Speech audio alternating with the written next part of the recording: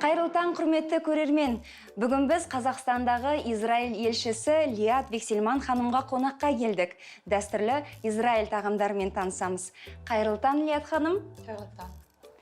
Біз қандай тағам әзірлейміз? Бізде Шавуот мерекесі жақындады. Бұл еврей халқына Тәураттың түсірілуі. Шавуот мерекесінде дастархан сүт өнімдеріне толы болады. Сонымен қатар, бұл алғашқы астық өнімін жинаумен байланысты. Алғашқы жеміс мерекесі десек те болады. Бұл көңілді мерекеде адамдар біз сияқты ақ түсті киім киеді. Керемет, олай болса кірісейік, неден бастаймыз?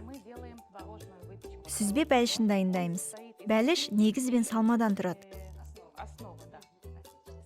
Алдымен бәліштің үгілмелі қамырын жасайық. Ұнға қант, сары майды қосып, үгілмелі консистенцияға дейін араластырамыз. Қолмен ұнтақтаған ыңғайлы. Лиат ханым, Израиль асханасы жайлы дәстүрлі тағамдары туралы айтып беріңізші.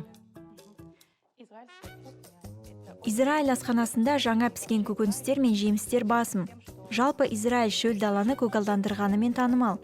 Халықтың еңбекқорлығы мен үкіметтің көреген саясатының арқасында ауыл шаруашылығын дамытып, қазір тек өзімізді ғана емес, басқа елдерге экспорттап қамтамасыз етіп отырмыз. Және де ауыл шаруашылығындағы технологияларды шет елдерге сатамыз. Жаңа айтып өткенімдей, Израиль асханасында негізінен көкөніс, жемістер, балық пен тауық еті қолданылады. Қазақстанмен салыстырғанда біз етті аз жейміз. Сіздерде сүт және ет өнімдерін араластырмайды деп естідім. Иә, иудаизм ережелер бойынша сүт пен ет өнімдері бірге қолданылмайды. Үгітілмелі қамырымыз дайын. Консистенциясы құм сияқты үгітіліп тұру керек. Енді салмасын дайындайық. 9%-тік 500 грамм сүзбе керек. Салмасы сұйық болмау үшін оның суын сығып аламыз. Жарты стакан қант, 3 жұмыртқа және кішкене ванилин қосу керек. Ал сіз апельсин қабығын үкіштен өткізе берсеңіз болады. Жақсы. Ал қазақ тағамдарынан маған қатпарлы піскен нан мен қой еті қатты ұнайды. Қазақстандағы қой етінің дәмі бөлек, өте жұмсақ, өте дәмді, экологиялық таза өнім. Сүзбені блендермен езіп, оған қант пен жұмыртқаны аз-аздан қосамыз.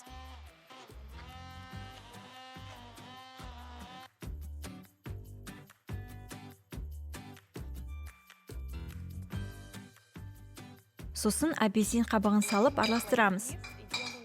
Қамырдың жартысын ыдысымызға жайып, нығыздаймыз. Салмасын құйып, бетіне қалған үгітілмелі қамырды себеміз.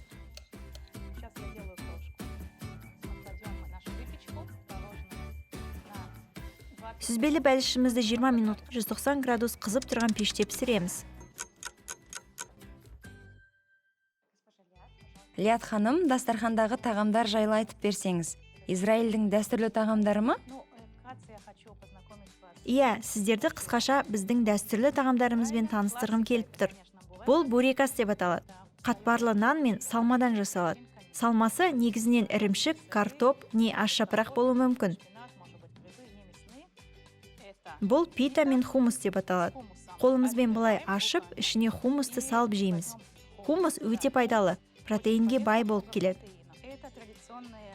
Бұл Ханука мерекесіне дайындалатын ас.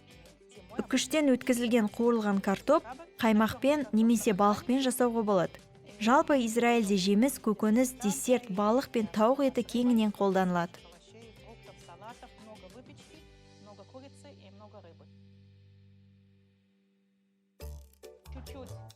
Бәліш кішкене суыған соң көтерілгені басылады. Піскенін шаңышқымен тексеруге болады.